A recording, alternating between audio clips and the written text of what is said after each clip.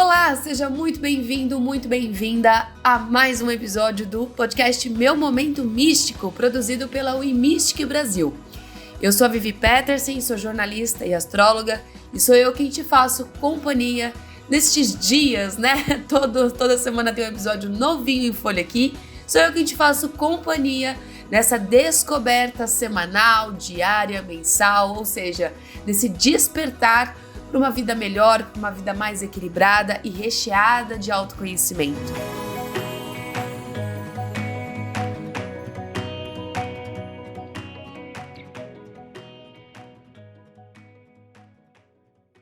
Eu quero te lembrar a seguir as nossas redes sociais, @WeMystic Brasil. Pode ficar tranquilo que aqui na descrição estão todos os links que você precisa.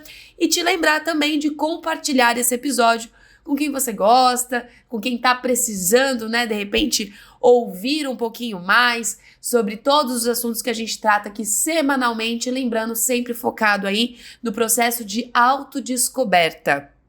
E claro, quero te fazer o convite também de conhecer a loja da WeMystic, é isso mesmo. A WeMystic, ela não é só conteúdo, embora tenhamos também os sites, né? Site e as redes sociais recheadas de conteúdos ligados à astrologia, tarô, autoconhecimento no geral, mas também temos a nossa loja online, que tem produtos diversos que podem sim auxiliar você no processo de autoconhecimento, autodescoberta. Temos tarô, oráculos de diversos autores, diversos tipos também. Aquele, né, de repente, se você já trabalha com tarô, se você está estudando tarô, o oráculo ali também que pode te ajudar nesse processo de autoobservação, cristais, pedras, itens de autocuidado, decoração que podem te ajudar, inclusive também aí na sua descoberta pelo Feng Shui, que também é uma técnica que a gente já abordou aqui. Ou seja, a WeMystic está recheada de novidades, tanto na parte de conteúdo quanto na parte de produtos,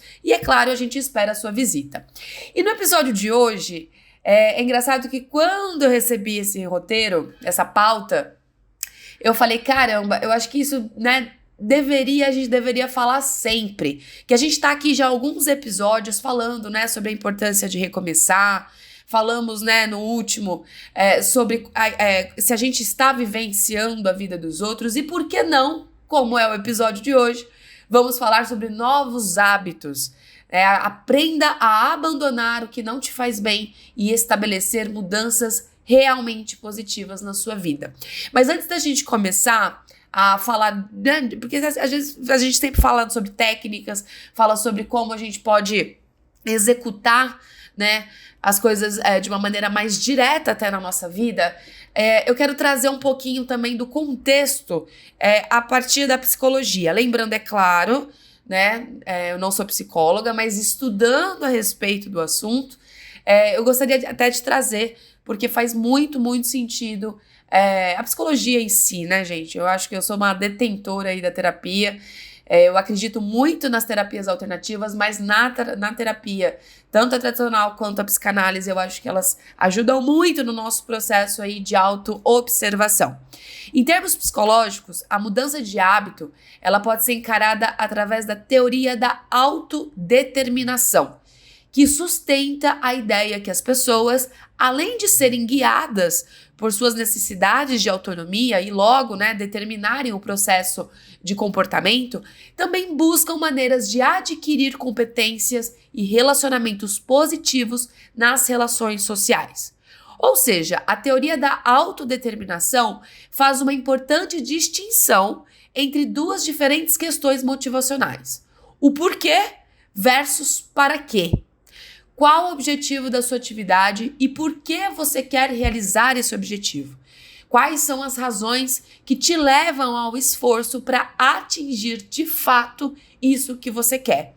Então eu acredito muito que a gente tem que saber primeiro o que a gente quer de fato, porque mudança por mudança, de repente a gente realizar uma mudança porque a gente escutou alguém falar e etc., não é um processo, né, genuíno. Então é importante, a teoria da autodeterminação, ela faz com que a gente se volte para dentro e veja o porquê, né, de fato a gente quer realizar essa mudança. E esse exemplo que eu dei, ele faz parte também, claro, de outros, de uma série de outros estudos a partir da autodeterminação. Alguns estudos que levaram ao surgimento da teoria da autodeterminação incluíram, inclusive, pesquisas sobre motivação intrínseca e extrínseca, ou seja, motivação interior e exterior. A motivação intrínseca, a interior, refere-se, à ideia de que as pessoas elas são motivadas quando experimentam o início de uma atividade por sua própria causa, pois é interessante e satisfatória, em si própria, ao contrário de fazer uma atividade para obter um objetivo externo, a tal da motivação extrínseca. A motivação extrínseca, ela se refere à motivação de aspectos externos que influenciam na realização dessas atividades. Ou seja, partir deste princípio já é muita coisa. Essa autoobservação, ela já é o principal, o ponto de partida. Então, você sabe que você precisa mudar, mas essa mudança, ela é algo que vem realmente de você, Você tá percebendo internamente e tal, ou de pessoas que vem falar de outros fatores, situações externas que te levam a essa mudança, Porém, a gente sabe que não é tão simples mudar hábitos da noite para o dia.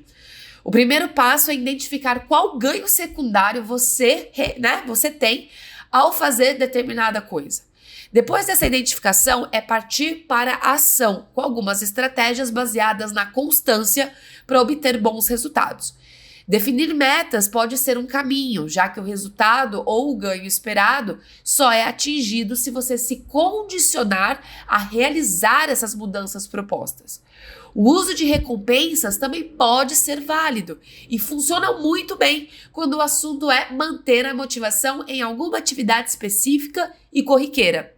Por isso, ao finalizar uma tarefa ou conseguir manter o foco no que você pretende mudar na sua vida, se dê uma recompensa. Algo que você goste, que te faça relaxar, algo que você, de repente, estava até esquecendo, com a correria, reativa essa memória, Esse uso de recompensa, ele é muito válido, principalmente quando a gente está naquela época, de repente, para prestar um concurso, para terminar uma faculdade, A gente precisa se manter focado ali nos estudos. Então, o uso de recompensa, ele é bastante positivo em relação a isso, mas ele pode ser usado, claro, em qualquer tipo de mudança, Em qualquer tipo de trabalho em relação à mudança de hábitos.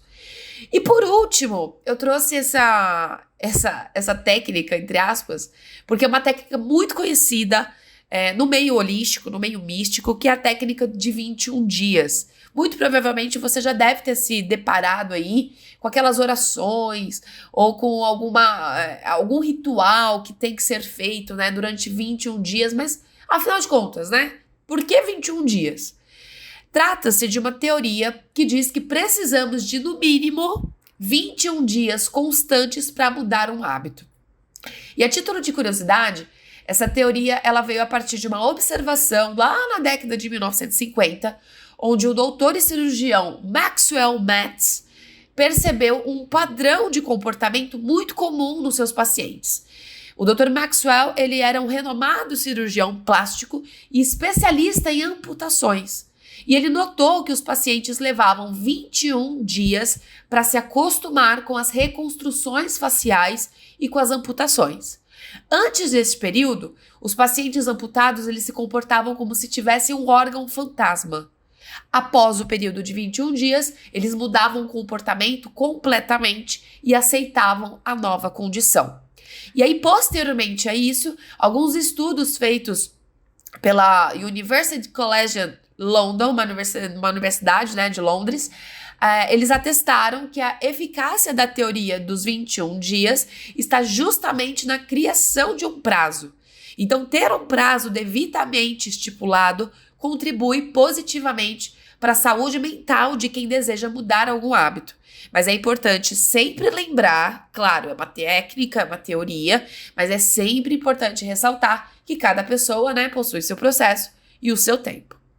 E aí, quando a gente pensa no bem-estar físico, por exemplo, quando a gente pensa, na verdade, em mudança de hábito, automaticamente a gente associa ao aspecto físico, ao nosso corpo físico.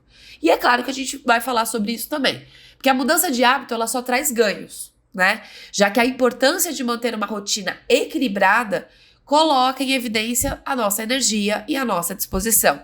E os resultados para uma vida mais bem disposta são para lá de comprovados positivamente.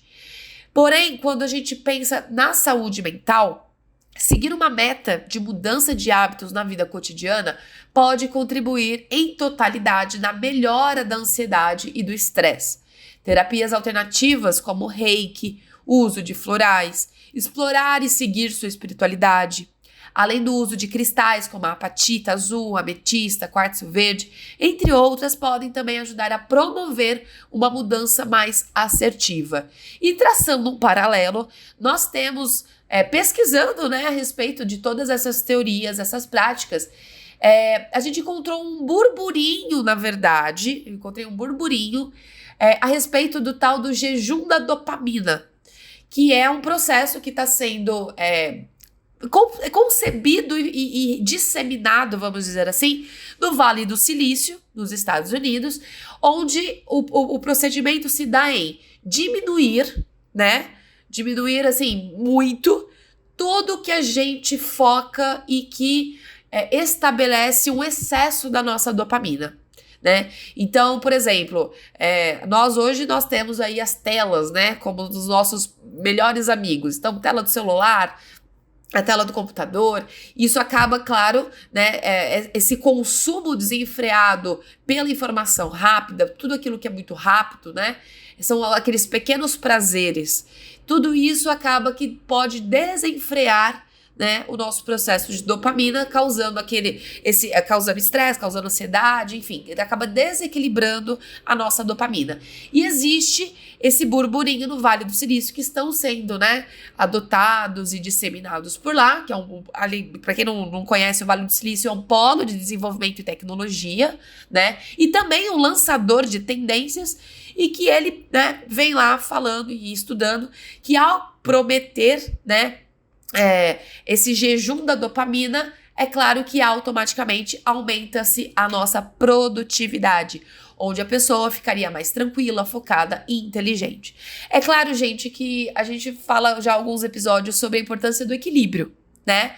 Então, tudo aquilo que a gente está consumindo de forma rápida, e é claro, a gente há de concordar com isso, que o mundo ele está correndo e não sabe-se para onde exatamente, onde tudo hoje precisa ser rápido e instantâneo. Isso, claro, provoca sim um efeito direto em todos os nossos corpos, físico, mental, emocional, enfim. Mas tirar completamente também não é, de repente, aí uma saída, mas sim o equilíbrio disso, né? Então, de repente, utilizar as recompensas ao favor, utilizando esse processo de diminuição, né, desse excesso de dopamina, pode ser uma boa. Então, promover, por exemplo, se você é uma pessoa que fica conectada 24 horas por dia, 24 horas eu tô exagerando, mas a grande maioria do dia, de repente promova certas mudanças aí no seu cotidiano, na sua rotina, onde você priorize o offline, né? Priorize atividades que você não precisa estar conectada nas redes sociais ou na internet em si, e aí vá utilizar esse tempo livre, né? Entre aspas, onde você poderia estar aí fazendo nada com nada nas redes, mas focando e direcionando essa energia para algo que realmente te faça e te traga um resultado, né?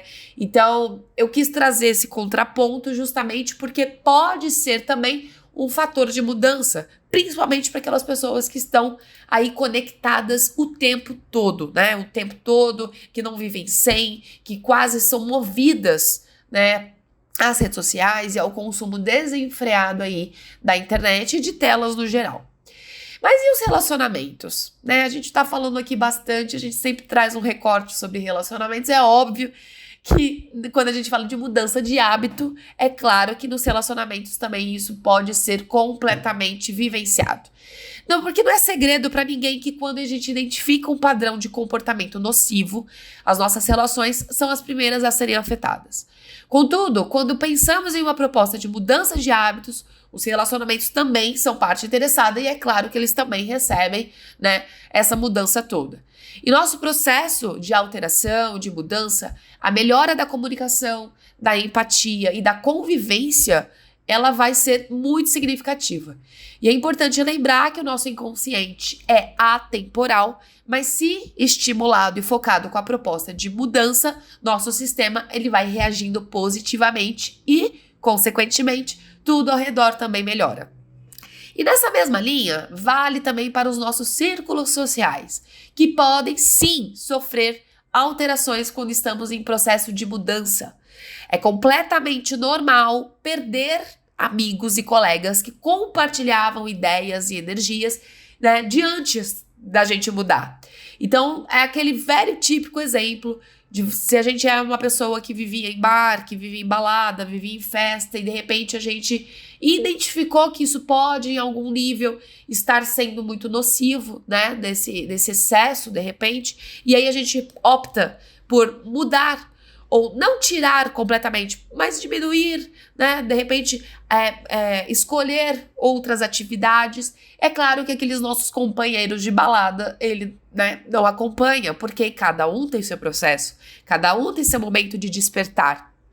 Nos meios holísticos, a gente é muito acostumado a falar sobre energia, né? Então, quando a energia não bate mais, quando a energia ela foi até o limite, é quando há a troca.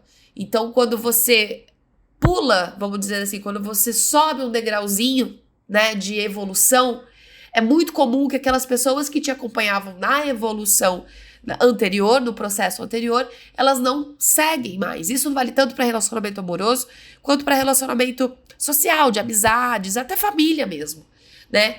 Então, quando a gente está em constante processo de despertar, de mudanças e etc., a pessoa que está ao nosso lado, ou as pessoas que estão ao nosso lado, a gente não deve criar expectativas para que essas pessoas elas também sigam o nosso caminho, né? Sigam o nosso processo de mudança. É muito importante ter essa clareza. É claro que a gente deseja muito, a gente quer, né? Mas nem sempre acontece. Às vezes pode acontecer de você estar num relacionamento e a partir do momento que você melhora, né? O seu parceiro também, a sua parceira também, enfim. Mas muitas vezes pode acontecer ao contrário.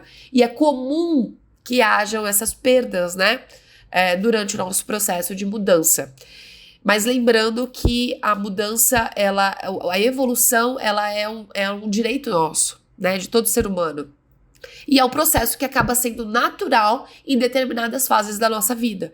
Uns podem ser mais cedo, outros podem ser mais tarde, mas é importante que é um processo, né? É um processo. Quando a gente está aberto a isso, é claro que isso pode acontecer. Então é importante ter essa clareza também, que algumas pessoas vão nos acompanhar nesse processo de mudança, mas outras não vão.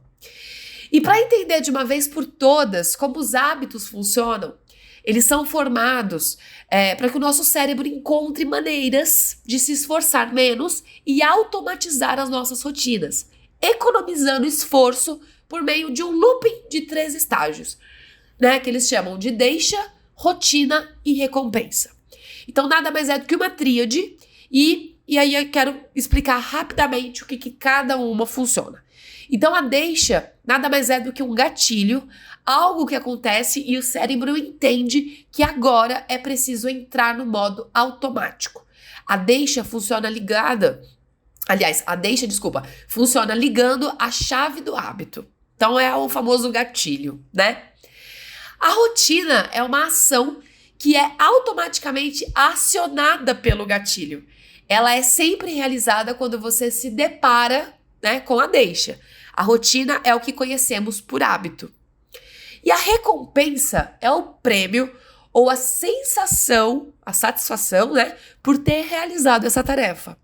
O estímulo positivo ocorre e diz ao seu cérebro que a rotina funciona e por isso deve ser armazenada. Essa tríade ela é abordada no livro, que é um best-seller já, chamado O Poder do Hábito, onde o autor Charles Duhigg explora, né, o grande segredo para a mudança está em identificar hábitos chaves em processos e buscar modificá-los, no lugar de tentar mudá-lo completamente, diretamente a produtividade. Uma dica para conseguir essa primeira etapa é anotar os horários e os imprevistos que acontecem ao longo do dia e aos poucos será possível identificar pontos de melhoria e os hábitos mestres da sua rotina. Estabelecer como meta a eliminação de um obstáculo específico ou a implementação de uma melhoria, identificando os gatilhos relacionados ao processo e criando recompensas para o hábito, né, que se deseja implementar até que ele se torne algo automático. Lembrando, é claro, que a deixa, rotina e recompensa também vale para os hábitos negativos. Então, quando a gente pensa, por exemplo, num hábito negativo que a gente sempre vai ter o gatilho, a rotina e a recompensa. Então, o que me engatilha a fazer tal coisa, né? Essa clareza, ela é muito importante. Eu falo sempre nos episódios aqui. A clareza, ela é muito importante. Ela é o primeiro passo de qualquer coisa que a gente queira implementar na nossa vida. Seja uma mudança, seja um processo, seja ter mais luz sobre determinado assunto. A clareza, ela é o primeiro passo. É a partir de, né? Então, a deixa rotina, ou seja, o gatilho, a rotina e a recompensa, se a gente usa isso automaticamente para hábitos nocivos, por que não a gente não pode usar para hábitos positivos? Então, se você está me ouvindo agora, já te deixo a reflexão, né? Do que você está precisando aí de mudar os seus hábitos? Quais hábitos que você está precisando urgentemente de uma alteração, de um novo processo, justamente para vivenciar a vida que você tanto deseja, não é verdade? Bom, gente, eu fico por aqui com esse episódio. Foi bacana falar sobre isso, porque a mudança de hábito, ela tá diretamente ligada, né, ao processo de despertar. E eu quero só deixar um spoiler, porque na semana tá vindo um episódio, não vou falar nem semana que vem, tá vindo um episódio aí que vai, olha, ser diferente de tudo que a gente fez até agora. Quero deixar esse spoiler pra continuar seguindo a gente aqui, compartilhar os nossos episódios. E logo, logo, vocês vão ver um episódio pra lá de especial, falando de um tema pra lá de especial também, e de um formato pra lá de especial. Então aguarde por novidades do meu Momento Místico, porque tá incrível. Eu vou ficando por aqui, te desejo uma excelente semana, cheia de hábitos positivos, de mudanças de hábitos positivas, e a gente se encontra em breve. Um beijo e um grande abraço.